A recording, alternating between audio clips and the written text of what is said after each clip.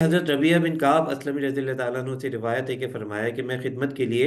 رسول اللہ صلی اللہ علیہ وسلم کے ساتھ رات گزارتا تھا۔ ٹھیک ہے، حضرت ربیہ کیا فرماتے ہیں کہ وہ حضور اکرم صلی اللہ علیہ وسلم کے ساتھ رات گزارتے تھے، یعنی خدمت میں پیش پیش ہوتے تھے،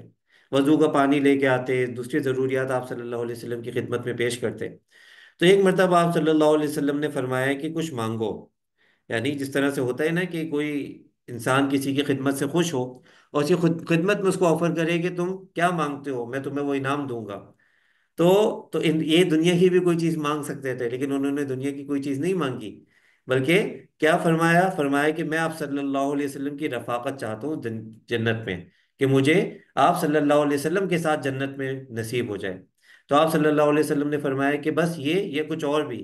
تو انہوں نے فرمایا کہ بس یہی چاہیے، یہی بات چاہیے کہ حضور اکرم صلی اللہ علیہ وسلم کی رفاقت والی جنت مجھے مل جائے۔ تو آپ صلی اللہ علیہ وسلم نے کتنی بہترین نصیحت فرمائی کہ تم اپنے معاملے میں سجدوں کی کثرت سے میری مدد کرو، یعنی سجدے زیادہ کرو گے تو پھر اس بات میں تمہارا چانس بڑھتا چلا جائے گا کہ تمہیں میرے ساتھ جنت مل جائے۔ تو بھئی ہم دیکھیں کہ ہم کتنے سجدے کر رہے ہیں دن میں، تو کم از کم جو فرض نمازوں کے سجدے ہیں اس کی پابندی کا ہم اہتمام کریں۔